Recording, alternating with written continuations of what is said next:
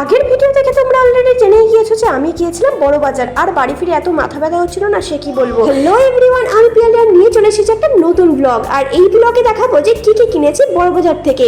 কিনেছি অনেক রকমের ড্রাই ফ্রুটস, যার মধ্যে ছিল আমন্ড, কাজু, কিশমিশ, আর এই যে এটা হচ্ছে শুকনো ড্রাই খেজুর, যেটা খেতে আমার খুবই বাজে লাগে কিন্তু আমি খাবো। যাই হোক, তারপরে দেখে নাও এটা হচ্ছে মাখানার প্যাকেট, আর এই প্যাকেটটার দাম পড়েছিল 250 টাকা। এতে ছিল 250 গ্রাম। আর নিয়েছিলাম অল্প করে পোস্ত, আর এক তো ফল কিনেছিলাম ফেরার পথে শিয়ালদা স্টেশন থেকে। এত কম দামে পেয়েছি, না কিনে থাকতে পারি বলো। এই যে আপেলগুলো, এগুলো 50 টাকা কিলো। আমাদের বালিতে ফলের এত দাম যে কেনাটা প্রায় অসম্ভব। আর এই যে নাশপাতিগুলো দেখছো, এগুলো না 50 টাকা কেজি দরে পেয়েছি। আমাদের বালিতে এগুলো 80 টাকা করে কেজি দরে পাওয়া যায়। আর এই যে কলাগুলো পাকা দেখছো, কলার দাম পড়েছে 20 টাকা। আর আমরা যখনই না এই শিয়ালদা যাই তখনই অনেক অনেক ফল কিনে আনি। আর এই যে লেবুগুলো দেখছো, এগুলো 5 টাকা করে পিস পড়েছে, মৌসুমী লেবু। আর এই পেয়ারাটা পড়েছিল 40 টাকা কেজি দরে।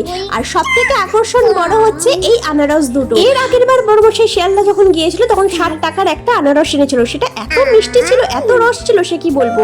তাই জন্য দুটো নিয়ে একটার দাম পড়েছিল 40 টাকা। আর এই যে জুতোটা দেখছো, এটাই কালকে সিলেদাস থেকে পুপুর জন্য নেওয়া হয়েছিল। দাম তো তোমরা দেখতেই পাচ্ছ, 230 টাকা পড়েছিল। আর এই যে ক্রক্সটা আমার জন্য নিয়েছিলাম, যার দাম ছিল 380 টাকা।